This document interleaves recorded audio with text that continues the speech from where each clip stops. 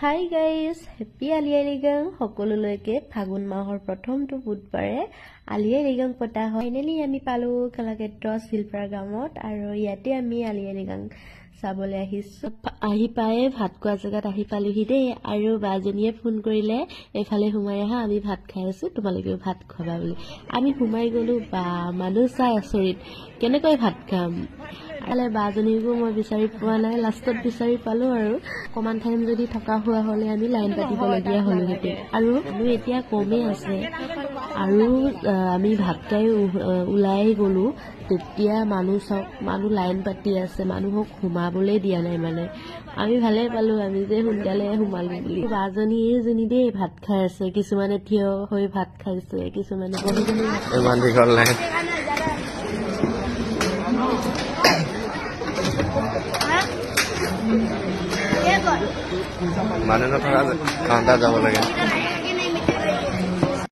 এয়া মই ভাত লবলৈ লাইন পাতি আছো, আৰু মাটিমাহৰ লগত গাহৰি বনাইছে, বহুত টেষ্টি আছিলে খানাটো। দেৰি হোৱা হলে সেইটোকো নাপালো।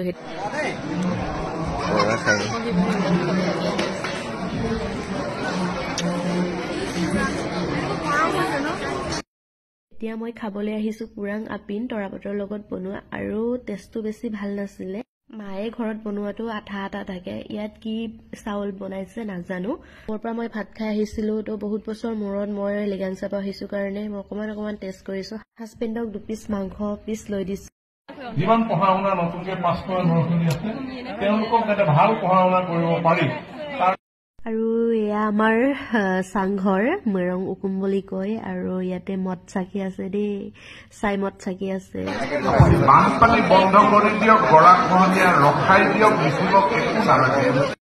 আছিল আমাৰ মিচিঙৰ আলি আই লৃগাং উৎসৱ, আৰু বহুত ভাল লাগে, গাঁৱতটো বেছি বহুত ভাল লাগে। আৰু মইতো 3-4 বছৰে যোৱা নাই লৃগাং চাব, আৰু আজি গৈ মোৰ বহুত মনটো ফূৰ্তি লাগিল। বাই গাই।